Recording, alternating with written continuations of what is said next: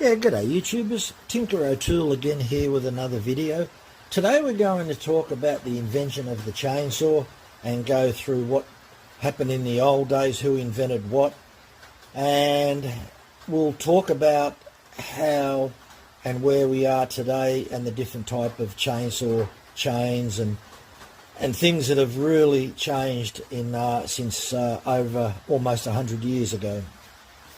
But we're going to go back to 1780 because there were two Scottish doctors that had invented the prototype hand crank chainsaw. And if you look up in the top left hand corner, you'll see the device. And the reason that they developed this, there was sometimes women that were delivering babies had a lot of problems, and a lot of them died during childbirth. So all sort of things sort of went wrong back in those days. So they realised that if they came up with a hand crank chainsaw that could cut through the pelvic bone, and I guess they used it for many other things too, maybe in little tight spots to cut bones. So in 1927, Dolmar made the first petrol chainsaw. Also, the pneumatic chainsaw came about in the late 40s. A company called Stockholm in 1950 made the first diesel chainsaw. Still had an electric powered chainsaw in 1926, but in 1929 still made their first petrol chainsaw. 6 horsepower, 46 kilos, and took 2 people to run that. So if you look in the top left hand corner, we have some pictures of those old vintage type chainsaws that needed 2 people to operate it. There's also another picture there of another type chainsaw that's on, looks like bicycle wheels, probably used to cut logs, and could be used by 1 operator or 2 operators. It wasn't until about 1959 Stihl made another chainsaw called a Contra, and it weighed 12 kilos, which is a significantly big reduction from their 46 kilo model that only it only had 6 horsepower. So it still only had 6 horsepower, the 12 kilo version Contra, and if you have a look in the top left hand corner, you can see the Contra. Resembles a pretty modern type chainsaw. It's definitely, that's the style of today. It's just that it's much more compact, and even you've got your Stihl fuel injected MS 500i. So we've come a long way from those days, and next we're going to start to talk about some of the chainsaw chain, because back in those days, in that earlier period, they had what they called scratcher chains. And if you look in the top left hand corner, there's a picture of a scratcher chain. Essentially they were just teeth that faced upwards, and they didn't have any really cutting edges on them, and they even had saws, hand saws that were like that back in the old days. So they were the type of chains that were on chainsaws in those early days.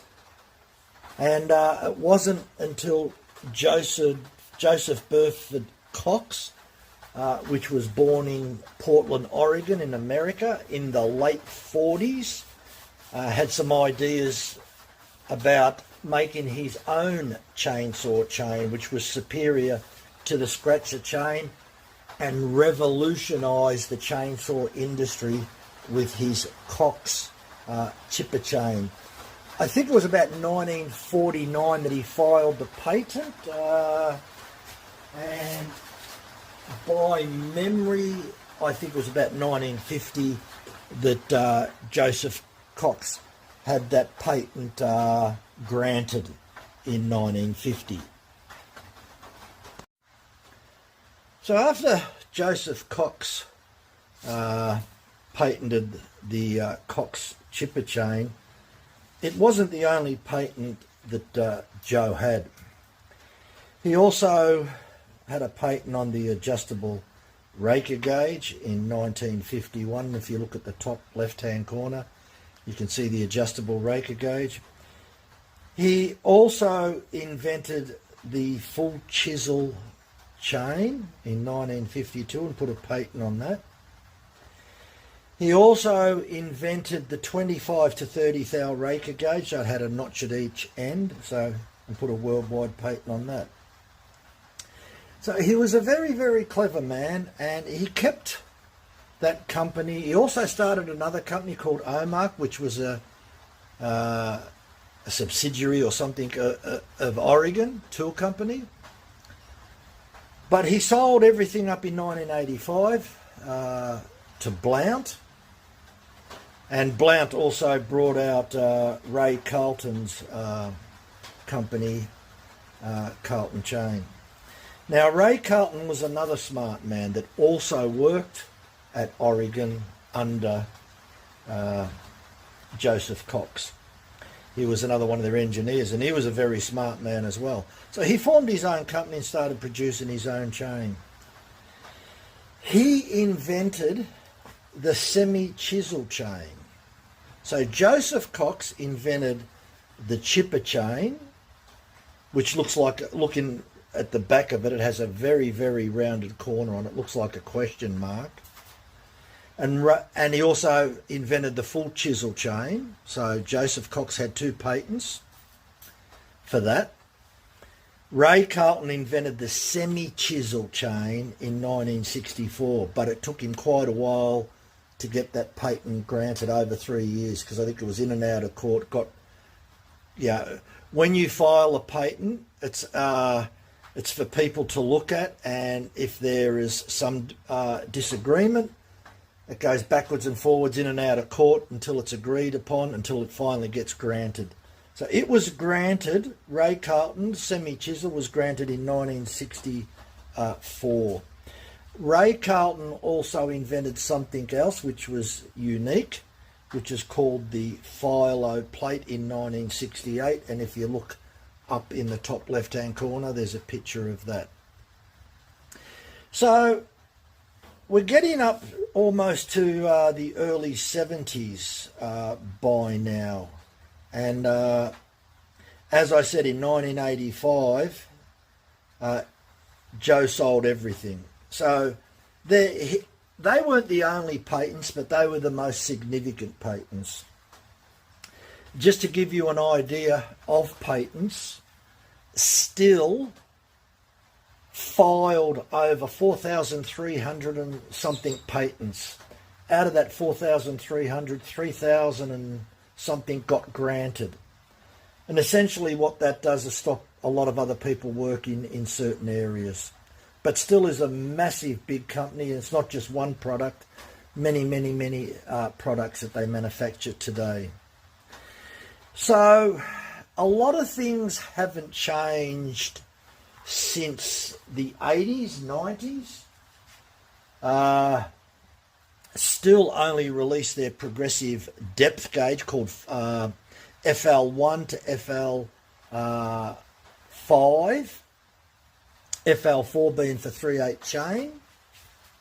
And if you look up in the top, well, if you look here, that's what a progressive depth gauge from Stihl looks like. The reason it's superior, it fits on one tooth and one tooth only. And it really works much better, because as the tooth gets older and the tooth gets shorter, it takes more than 0.65 of a millimetre off. Anyway, that's another subject about raker gauges.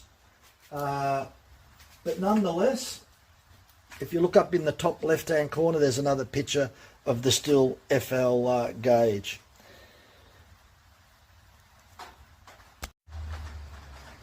So my chainsaw days go back to the 70s, when I had my first chainsaw, which was a McCulloch, only a small one. And I guess the next thing to probably talk about is, where did the chainsaw industry sort of go after Joseph Cox and Ray Carlton moved on? Well, it really didn't do a lot, but chainsaws changed. they became more high-tech, they revved higher, a bit like the motorbikes of today, much higher revving and very, very peaky and torquey. So a lot of the chainsaws are a bit like that, very high revving. We're talking in excess of 10,000 RPM, a very, very high speed. So the geometry has changed a little bit, not an enormous amount, but it has changed a little bit. There's been a few things that have changed. We've certainly got smaller chainsaws. You know, if you have a look at the MS 170, you're talking around 30 cc's. Very, very small, lightweight chainsaw with enough guts in it that you can put a 16-inch bar on it. That's not a bad achievement. That's not too bad. And as I said, very, very high RPM. The other thing that changed a lot from the 70s right up to now is the bar widths, the different sizes of gauges. So you've got 043 gauge, which is 1.1 millimetre, 050 gauge, which is 1.3 millimetre, 058 gauge, which is 1.5 millimetre, 063, which is 1.6. So they're the different drive link and gauge widths.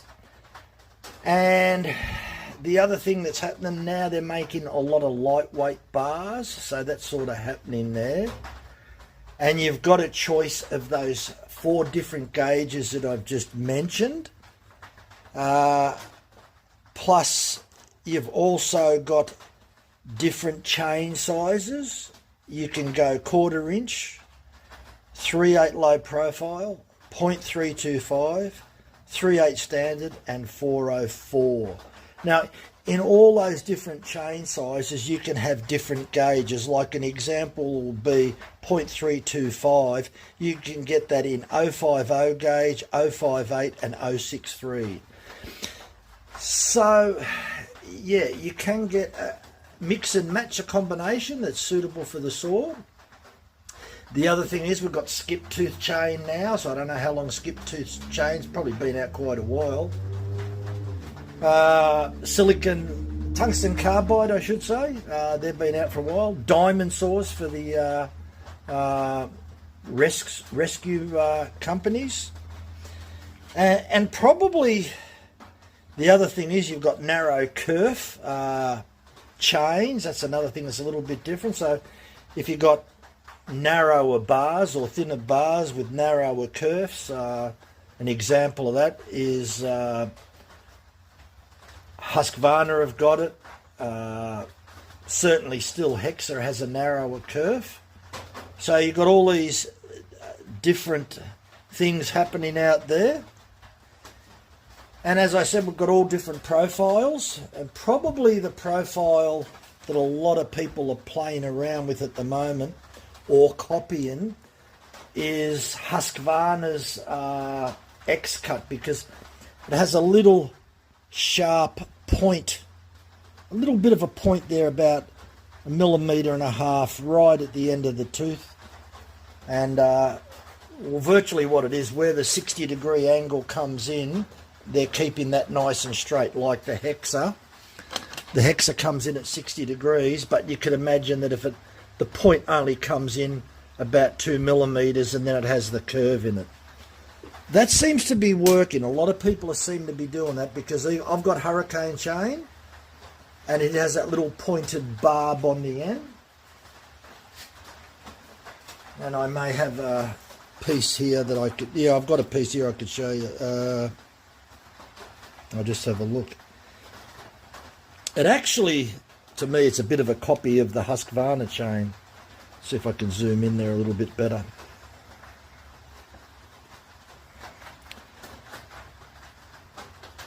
That's it there. So that's that little point that I was talking about before, that a lot of people are copying that. And if you hold it there, you can see that it looks like a bit of an arrowhead. Really seems to be working good. So a lot of people are doing that as standard, but problem is if you've got a round file, it doesn't work too good. Okay, so the new thing out at the moment is titanium coated cutters on chainsaw chain. So in the background you can see I've got various cut-in bits and drill bits, all titanium coated. Titanium coated really does give great protection to the metal. It's also very slippery, which means that it doesn't grab, which is a good thing. So it's abrasion resistant. It lasts a lot longer as far as holding edge on the tool. So the tool lasts a lot longer between sharpenings. It does wear off. It doesn't stay on there forever because it's only 1 or 2 microns in thickness. And even if we're to look at this bit here, you can see where it's starting to wear off a little bit. So it is very popular in the metal cutting industry for all the cutting bits that it's used. I'm seeing it starting to come into the chainsaw industry where they're coating the cutters. At the moment, I think they're overcharging for it because this type of chain here, I paid an extra 40%, between 35 and 40% extra. So if it means that I'm sharpening the chain a lot less because it's staying sharper a lot longer because of the coating, then yes, it will be worth the extra money paid because you're saving a lot of time, especially in the logging industry and especially in the wood harvesting industry. If they've got chains on there that are titanium coated and they last a lot longer, so that the operator doesn't have to get off the machine and change the chain. So that's where that part's headed at the moment. There's some people that say that the chrome plating, the flash chrome plating is better. So I'm a little bit hesitant to sort of make any sort of claim on it because I can only say my experience with the drill bits and the cutters has been good. So wood is a lot softer than metal, so I'm expecting this chain to last a lot longer between sharpenings. The duration between sharpening should be significantly sharpening a lot less. So we will see how that pans out in the future. And the other thing is also, if the titanium coating is much better, I would imagine very soon in the future that you'll see companies, Archer Chain have got titanium coating. So if Archer are a reasonably big company, next I'll be waiting for maybe Carlton Chain or Oregon or Stihl. That will be an interesting one because if Stihl start doing it, then you could almost be 100% sure that there'll be it's a game changer. And that's what it definitely would be for people out there in the logging industry. This would be a game changer, especially if it lasts 3-4 times longer, because in the tooling industry, they do last up to 6 times longer between sharpenings. If that actually happens in the chainsaw industry, wow, can you imagine that going out using your chainsaw all day and not even have to worry about sharpening it? That would be unbelievable. That's actually what happens with tungsten carbide. I've got 2 tungsten carbide chains. I've got 3/8 low profile and standard 3/8. I can cut with that all day. 10 times is the difference. It cuts a lot slower, but you don't have to worry about sharpening it that often. So this is going to be very interesting to see how this works out. And the only other thing that sort of has been happening there for quite a while that's sort of a little bit different than going back 60 years ago is the narrow gauge drive links, the narrow gauge bars, a narrow kerf, and all of those things, because they're smaller, will use less horsepower. So if the cutters are smaller, yes, it will use less horsepower on smaller saws. When you get into your big saws, they don't worry about that as much because they've got a lot of horsepowers and they'll use 404 chains, much bigger chains, especially some of the harvester chains. They even go up to 3/4. They've got 1/2 inch. They use 404, 1/2 inch, and 3/4 of an inch chain. So that's the harvester type chain. So they've got a lot of horsepower because they're a different setup completely. So all those logging industries that use harvester chains, and I know Orbit is also selling a lot of chains to the harvester industry. So that could be a good indication that titanium coating could be the future.